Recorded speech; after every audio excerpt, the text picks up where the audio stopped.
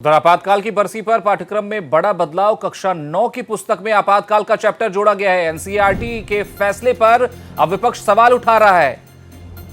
आपातकाल के 50 वर्ष पूरे होने की याद में एनसीईआरटी ने अपने पाठ्यक्रम में बदलाव किया है। यह पहली बार है जब कक्षा 9 की पाठ्य पुस्तक में आपातकाल पर एक अलग चैप्टर जोड़ा गया है।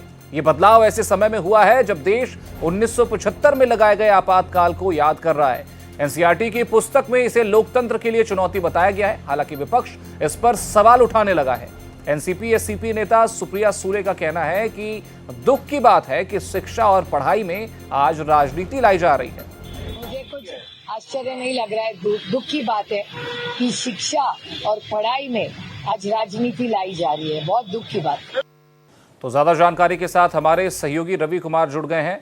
रवि, जिस तरह से मुख्यमंत्री योगी आदित्यनाथ ने टिप्पणी की है और ये बताया है कि कांग्रेस ने सिर्फ सत्ता की राजनीति की है और सत्ता पर बने रहने के लिए कांग्रेस ने आपातकाल थोपा है।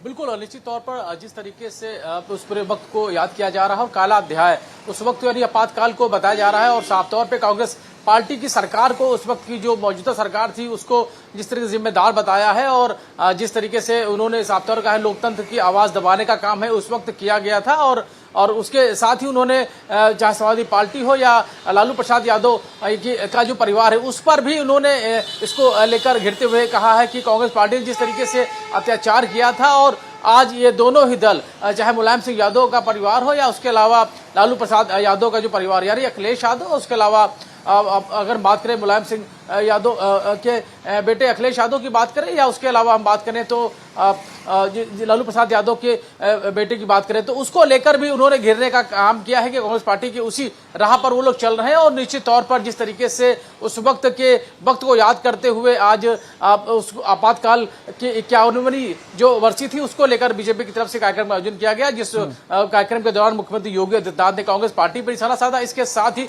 दोनों ही दलों पर भी वो निशाना साधते हुए नजर आए हैं। जी